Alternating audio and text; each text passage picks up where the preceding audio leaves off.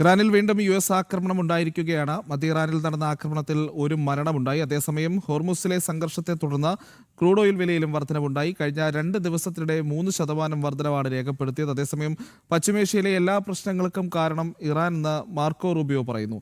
ആദ്യം മാർക്കോ റൂബിയോയുടെ പ്രതികരണം കാണാം.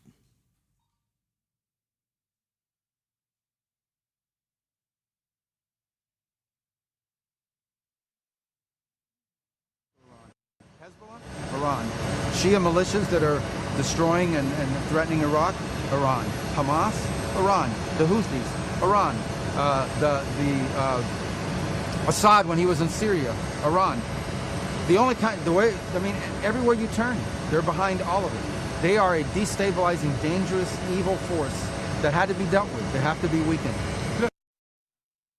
ഐസൺ, ഇനിയൊരു പശ്ചിമേഷ്യൻ യുദ്ധം വളരെ മൂർച്ഛിക്കുന്ന അവസ്ഥയിലേക്ക് പോവുകയാണെങ്കിൽ ഒരുപക്ഷെ നേരത്തെ ഉണ്ടായതുപോലെയൊരു ഇന്ധന പ്രതിസന്ധി ഇനി വീണ്ടും ലോകത്തിന് താങ്ങാൻ കഴിയുന്ന ഒരു സാഹചര്യം ആകില്ല വരുന്നത്. അത് പല രാജ്യങ്ങളെയും വലിയ പ്രതിസന്ധിയിലേക്ക് തള്ളിവിടും.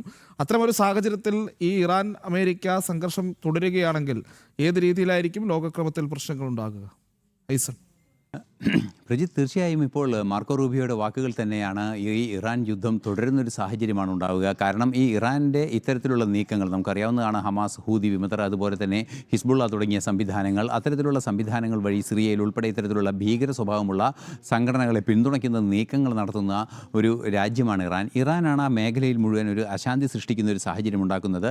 ഈ ഒരു പശ്ചാത്തലം തന്നെയാണ് അതീവ ഗൗരവമായി പരിഗണിക്കുന്ന ഒരു പശ്ചാത്തലം ട്രംപിൻ്റെ ഭാഗത്തു നിന്നും അതുപോലെ തന്നെ അമേരിക്കയുടെ ഭാഗത്തു നിന്നെല്ലാം തന്നെ ഉണ്ടാകുന്നത്. സ്വാഭാവികമായും വലിയ രീതിയിലുള്ള ഒരു ആക്രമണത്തിലേക്ക് നീങ്ങുന്ന ഒരു സാഹചര്യം തന്നെയാണുള്ളത്. ഹോർമൂസിലൂടെ കടന്നു പോകുന്ന കപ്പലുകൾക്ക് ഫീസ് ഈടാക്കാനും അത് നിയന്ത്രിക്കാനുള്ള അധികാരം തങ്ങളിലേക്ക് വരുത്താനുമുള്ളൊരു നീക്കമാണ് ഇറാൻ നടത്തുന്നത്. എന്നാൽ അത് ഒരു തരത്തിലും അംഗീകരിക്കാനാവില്ലെന്ന് അമേരിക്ക പറയുന്നു. സ്വാഭാവികമായും അമേരിക്കയെ പിന്തുടർന്ന് ബ്രിട്ടനും ഫ്രാൻസും ഉൾപ്പെടെയുള്ള രാജ്യങ്ങൾ നേതൃത്വം നൽകുന്ന 40ഓളം രാജ്യങ്ങൾ അസന്നിഗ്ധമായി പ്രഖ്യാപിച്ചൊരു സാഹചര്യം ഉണ്ടാകുന്നു.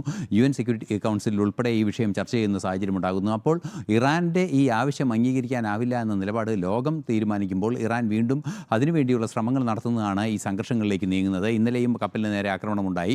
ഈ ആക്രമണം ഉണ്ടായതിനെ തുടർന്നാണ് അതിശക്തമായ ആക്രമണം ഇന്നും നടന്നത്. ഏതാണ്ട് രാത്രി, അതായത് പുലർച്ചെ നടന്ന ആക്രമണത്തിന് പിന്നാലെ അല്പസമയം മുമ്പ്, ഏതാണ്ട് ഒരു 2 മണിക്കൂർ മുമ്പാണ് വീണ്ടും ബന്ദർ അബ്ബാസിലും കൊഷം പോർട്ടിലൊക്കെ വീണ്ടും ആക്രമണം നടന്നിരിക്കുന്നത്. ഈ ആക്രമണങ്ങളുടെ എല്ലാം ലക്ഷ്യം എന്ന് പറയുന്നത് അമേരിക്ക വളരെ കൃത്യമായി അറിയിക്കുന്നത് ഈ തുടർ ആക്രമണങ്ങൾക്കുള്ള ഒരു സാധ്യത അല്ലെങ്കിൽ അതിനുള്ള ശേഷി ഇറാൻ്റെ ഭാഗത്തു നിന്നുണ്ടാകുന്നത് നശിപ്പിക്കുക എന്നൊരു നിലപാടാണ്. സ്വാഭാവികമായും ഈ ഒരു സംഘർഷം ഉയർന്നു വരുന്ന ഒരു സാഹചര്യത്തിൽ 2 മുതൽ 3% വരെ ക്രൂഡ് ഓയിലിന് വില വർദ്ധിക്കുന്ന ഒരു സാഹചര്യമുണ്ട്. അത് നമുക്കറിയാവുന്നതാണ്. ക്രൂഡ് ഓയിലിൻ്റെ ലഭ്യത കുറയുന്ന ഒരു സാഹചര്യം സ്വാഭാവികമായും ഉൽപ്പാദനം ഒന്ന് നിയന്ത്രിക്കേണ്ട ഒരു സാഹചര്യം ഉണ്ടാകുന്നു. അത് സ്വാഭാവികമായും ഈ ഓയിലിൻ്റെ വിലയിൽ വർധനമുണ്ടാക്കാനുള്ളൊരു സാധ്യതയിലേക്ക് നീങ്ങുകയും ചെയ്യുന്നു.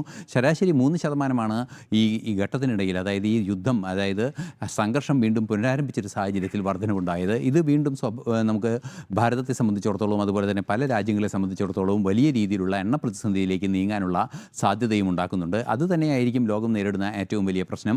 സ്വാഭാവികമായും വിലക്കയറ്റവും അതുപോലുള്ള പ്രശ്നങ്ങളും ഉണ്ടാകാനുള്ള സാധ്യതയും തള്ളിക്കളയാനാവില്ല. ഇത്തരത്തിലുള്ള വലിയ രീതിയിലുള്ള ആക്രമണങ്ങൾ തുടരുമ്പോൾ അതിശക്തമായൊരു തിരിച്ചടി അമേരിക്കയുടെ ഭാഗത്തു നിന്നുണ്ടാവുകയാണെങ്കിൽ വലിയൊരു പ്രതിരോധത്തിലാകാനുള്ള സാധ്യതയും തള്ളിക്കളയാനാവാത്ത ഒരവസ്ഥയാണ് ലോകത്തിനുള്ളത്. ഭാരതം ഉൾപ്പെടെയുള്ള രാജ്യങ്ങളുടെ ഇന്ധനം ലഭ്യതയ്ക്ക് അത് പ്രതികൂലമായി ബാധിക്കുന്ന ഒരു സാഹചര്യം ഉണ്ടാകും. നേരത്തെ തന്നെ ഭാരതം അത് വളരെ കൃത്യമായി മാനേജ് ചെയ്തു എങ്കിൽ കൂടി ഭാരതത്തിൻ്റെ ഇന്ധന ലഭ്യതയെ സംബന്ധിച്ച് ചില സാങ്കേതിക ബുദ്ധിമുട്ടുകളൊക്കെ ഉണ്ടാകുന്നൊരു സാഹചര്യം ഉണ്ടായിരുന്നു. ഇത്തരം പ്രശ്നങ്ങൾ ലോകം മുഴുവൻ ഉണ്ടാകുന്നൊരു പശ്ചാത്തലത്തിലേക്കാണ് ഈ കാര്യങ്ങൾ നീങ്ങുന്നത്. പക്ഷേ ഇറാൻ്റെ ഇത്തരം നിലപാടുകളെ അംഗീകരിക്കാനാവില്ല. ഒന്നുകിൽ സമാധാന ധാരണ അല്ലെങ്കിൽ ഇറാൻ്റെ അന്ത്യം എന്ന ഉറച്ച നിലപാടിലാണ് ട്രംപ്. അത്തരത്തിലുള്ള നീക്കങ്ങൾ തന്നെയാണ്, നിലപാടുകൾ തന്നെയാണ് പുറത്തു വരികയും ചെയ്യുന്നത്.